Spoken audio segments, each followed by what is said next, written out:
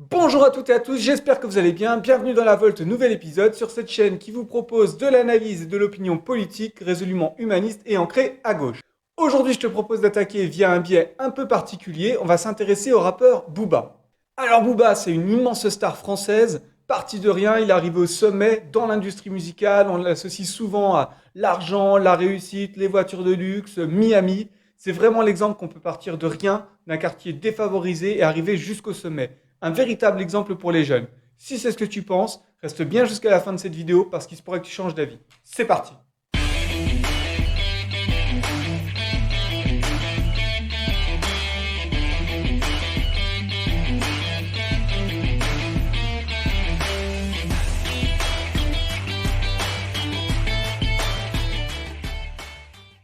Je prends 10 secondes de cette vidéo pour faire ma publicité et pour te dire que c'est vraiment important si tu veux que je puisse faire vivre cette chaîne. N'hésite pas à liker, à t'abonner, à commenter. Allez, on poursuit.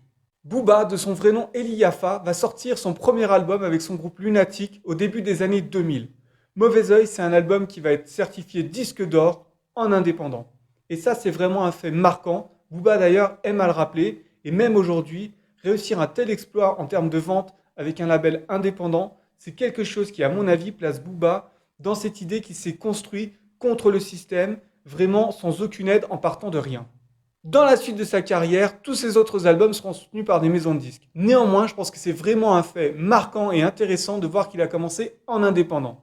D'ailleurs, dans cette idée d'un Booba contre le système, il faut noter qu'il avait eu assez peu d'exposition médiatique, notamment parce qu'il n'avait pas le soutien de Skyrock à l'époque. Alors ça aura créé une brouille entre Skyrock et Booba pendant plusieurs années.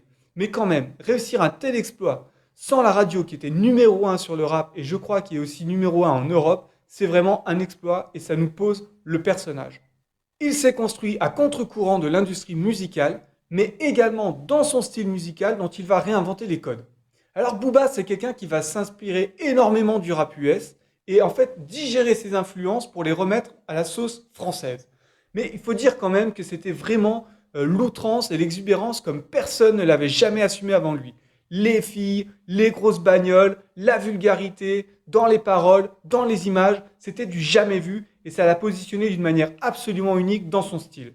Alors Booba, c'est aussi des clashs, beaucoup d'ego trip, des provocations. Et ça, c'est quelque chose qu'on retrouve aussi très fréquemment dans le rap US, mais qu'on ne trouvait pas tellement dans le rap français. Il a également ramené du rap US l'autotune, pour laquelle il était critiqué au moment où il l'a fait, mais aujourd'hui, tout le monde l'utilise.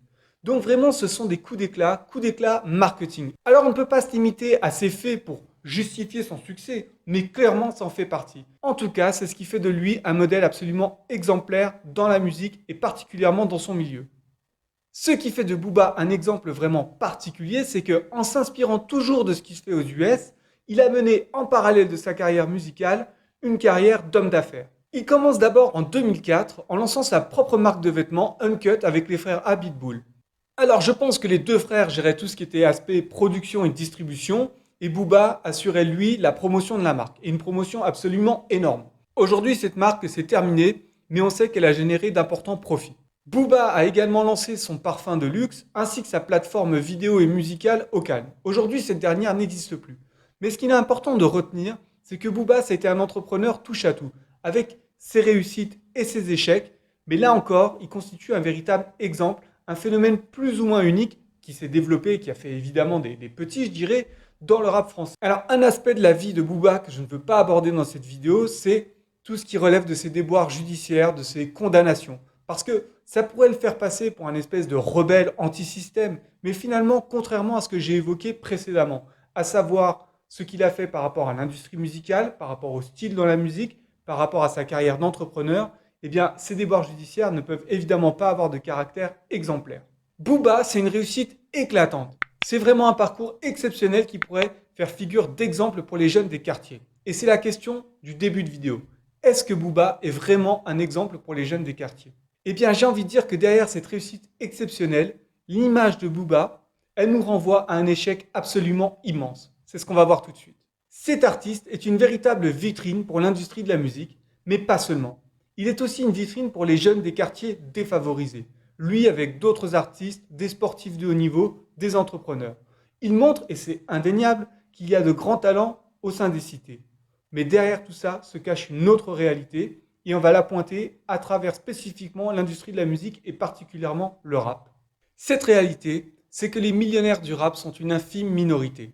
Ceux qui poussent des milliers de jeunes à se lancer dans cette activité en leur mettant des rêves plein la tête avec des images, eh bien en fait ils les envoient au casse-pipe. Attention, il ne s'agit pas de dénigrer cette pratique musicale ou de vouloir décourager les jeunes dans sa pratique. Il s'agit simplement de dire que pratiquer le rap comme un vecteur d'ascension sociale, en fait c'est une illusion, c'est faux. Être un artiste de la musique aujourd'hui, c'est être un touche-à-tout, c'est devoir enfiler plusieurs casquettes pour pouvoir s'en sortir. Je le sais pour avoir moi-même essayé. C'est avant tout un travail de passionné, ça veut dire que tu ne vas pas compter tes heures et que ces dernières seront très mal rémunérées. La réalité pour l'immense majorité des artistes, c'est qu'ils vont réussir à dégager quelques centaines d'euros par mois ou alors avoir un bilan neutre, c'est-à-dire que leur activité musicale va leur rapporter autant qu'elle leur coûte. La réalité, c'est que si tu comptais t'enrichir, un boulot de livreur Deliveroo te rapportera plus que ton activité dans le rap. Donc, pour certains, c'est possible d'en vivre, évidemment, mais atteindre le niveau de vie et le niveau de réussite de Booba, pour l'immense majorité, c'est absolument inatteignable. Il ne s'agit pas de nier le succès du rap, on le voit très bien par rapport à d'autres secteurs culturels. La musique, d'ailleurs, qui compte maintenant dans ses ventes d'albums, le streaming, est largement entraînée par le phénomène du rap. Et en 2020, c'est un secteur qui a été largement épargné grâce à ça, contrairement à plein d'autres secteurs culturels. En 2020, d'après le syndicat national de l'édition phonographique, dans les 20 albums les plus vendus, et je te rappelle que les 20 albums, ça comprend tous les streamings, la moitié sont des albums de rap. C'est dire si le succès est vraiment important. Pour autant, ça ne doit pas cacher la réalité pour la majorité des artistes qui sont en fait extrêmement précaires. La réussite de quelques-uns, de ces quelques artistes, ne doit pas nous faire oublier qu'en fait, c'est une goutte d'eau dans l'océan par rapport à la majorité des artistes. Mais au-delà de ça, je te disais en début de vidéo que Booba, c'est une vitrine aussi pour les jeunes de banlieue. Mais pourtant, leur réalité, ce n'est pas celle-là. Le succès de ces quelques artistes est en fait une goutte d'eau dans l'océan. Elle ne doit pas nous faire oublier la réalité pour la majorité d'entre eux, et bien au-delà. Je te disais en début de vidéo que Booba, c'est aussi une vitrine pour les jeunes de banlieue. Mais il ne faut pas nier leur réalité. Et eux, ils ont les inégalités sociales en héritage. Il ne s'agit pas de pointer, de discriminer ou de décourager les jeunes de banlieue, mais j'en ai marre de voir qu'on s'accroche à quelques exemples qui nous masquent la réalité des situations. Aujourd'hui, on ne peut pas nier que le lieu d'habitation est vraiment un facteur de discrimination. On peut déjà pointer la responsabilité des médias sur ce sujet. D'après une enquête qui a déjà une dizaine d'années de l'association de la Fondation étudiante pour la ville, le problème n'est vraiment pas nouveau. 64% des Français estimaient alors que l'origine sociale était déterminante dans la réussite des jeunes. Mais paradoxalement, d'après cette même enquête, ils étaient 61% à avoir une mauvaise image des jeunes des quartiers populaires. Donc on voit très bien comment ce fait peut induire de la discrimination. Encore une fois, la réalité, c'est que les banlieues concentrent une grande partie des Français défavorisés, qu'ils soient travailleurs pauvres ou chômeurs. Et pour beaucoup, c'est là aussi une réalité, ils sont soit immigrés, soit issus de l'immigration. Les politiques de tous bords ont essayé depuis des années de s'attaquer au problème, mais complètement en vain parce qu'en fait la fracture sociale ne cesse de s'accroître. Pourquoi ? Parce qu'il y a 4 clés de voûte qui sont jamais vraiment prises en compte ou suffisamment prises en compte. La pauvreté, le logement, le travail, la sécurité. Est-ce un problème de volonté politique ? Peut-être. Mais une chose est sûre, c'est qu'il y a clairement un manque de moyens. Parce que pour résoudre les 4 problèmes que j'ai évoqués, il faudrait vraiment des moyens colossaux. Notre pays est marqué par la reproduction des inégalités sociales. Et c'est l'un des drames les plus profonds de notre société. Je vais te donner quelques chiffres et quelques exemples qui expriment bien ça. D'après des chiffres qui ont été communiqués par le ministère des Solidarités et de la Santé en 2018, pour des enfants dès l'âge de 6 ans, donc ça correspond à peu près à l'entrée au CP, les enfants des milieux favorisés maîtrisent 1000 mots de plus que les enfants issus des milieux défavorisés. C'est absolument énorme. Et ça traduit complètement cette problématique de la fracture sociale. D'après une étude de France Stratégie, si ton père est avocat ou médecin, tu as 50% de chances de faire partie des 20% les plus aisés. Si ton père est professeur, ça tombe à 40%, donc 40% de chances de faire partie des 20% les plus aisés. Mais accroche-toi bien, si ton père est employé de ménage, alors ça tombe à 12% de chances de faire partie des 20% les plus aisés. Si on formule ça différemment, ça veut dire que tu as 88% de chances de ne jamais faire partie des 20% les plus aisés. Donc tu l'auras compris, avec ces chiffres, envoler les rêves de Miami Beach, des plages de sable fin, des voitures de luxe, des belles résidences et des belles filles.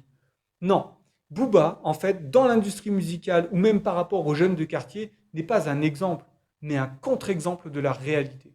En conclusion, la réalité est vraiment amère. C'est clair, elle fait beaucoup moins rêver que le compte Instagram, ancien compte Instagram de Booba. Pour autant, je suis convaincu qu'il faut savoir y faire face. Tant qu'on ne fait pas le bon constat, le bon diagnostic, on ne peut pas résoudre le problème de l'égalité des chances. Face à cette situation, les mesurettes politiques qui ont été prises jusqu'à présent ne suffisent pas. Et la réussite de quelques-uns est un vernis qui se fissure bien vite face à la réalité de terrain. Voilà, c'était mon analyse pour Booba. Il ne s'agissait pas de décourager qui que ce soit de se lancer dans la musique ou de critiquer sa carrière, mais plutôt de dire que cette image qu'il nous renvoie, elle est aveuglante, elle nous empêche de voir la réalité et de saisir l'immensité des problèmes qui sont devant nous. J'espère que ce contenu t'aura apporté quelque chose, qui t'aura plu. N'hésite pas à me faire savoir dans les commentaires si tu es d'accord ou pas d'accord. Et si tu as aimé, à liker, à partager, à t'abonner parce que c'est la récompense pour le travail qui a été fait. Je te dis à très bientôt dans une prochaine vidéo. Ciao!